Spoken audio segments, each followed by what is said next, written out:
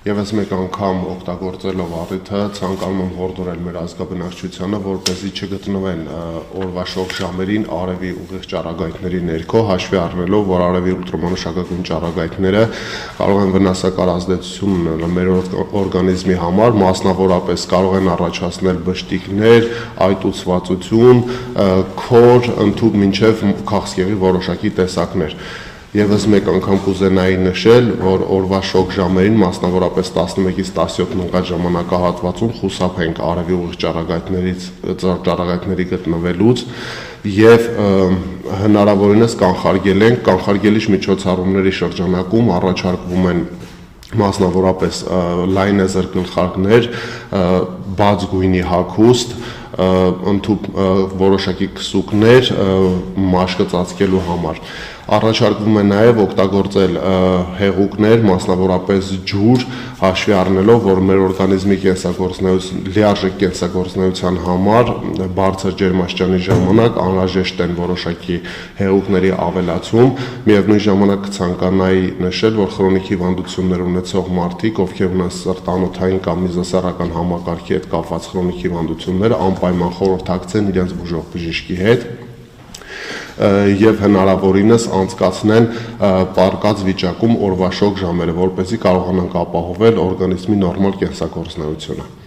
Շնորհակալություն։ Իսկ ուլտրամանուշակագույն ճառագայթների ազդեցության հետ կապված կան ռիսկի խմբեր, որոնք են ավելի խոցելի, ավելի շուտ այդ ազդեցությունն իրենց վրա վերցնում։ Որպես այդպիսին ռիսկի խմբեր մենք առանձնացնում ենք երեխաներին եւ մեծահասակներին, հաշվի առնելով երեխաների եւ մեծահասակների օրգանիզմի առանձնահատկությունները, երեխաներ, մեծահասակներ եւ վերջիններիս ընդհանրապես խորհուրդ չի տրվում գտնվել արևի ուղիղ ճառագայթների ազդեցության ներքո։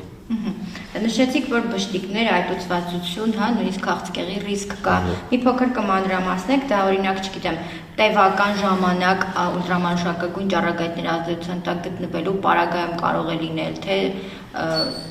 հաշվի առնելով, որ մեր բոլորիս օրգանիզմը առանձնահատուկ է,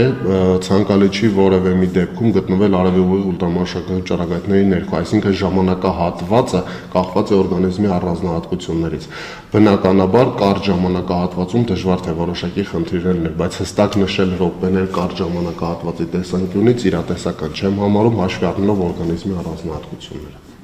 Իսկ մենք ունենք օրինակ հետազոտություն, որ հենց ուլտրամանուշակագույն ճառագայթների հետևանքով այսպիսի դեպքեր են գրանցվել։ Որպես այդպիսին հստակ հետազոտություններ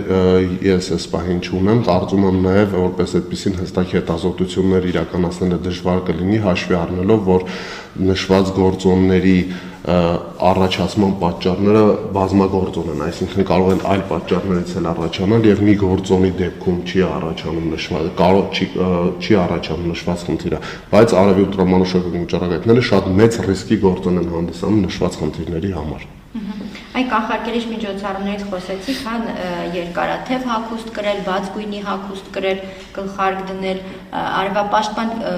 քսուկների կիրառումը նշեցիք։ Ինչ որ առանձնահատկություն կա այդ արևապաշտպան քսուկների ընտրության հարցում, ինչի վրա ուշադրություն դարձնելու։ Արևապաշտպան քսուկների հարցում առանձնահատկությունը հիմնական ուշադրություն են դարձնում 30 եւ բարձր SPF-ին քսուկների տեսանկյունից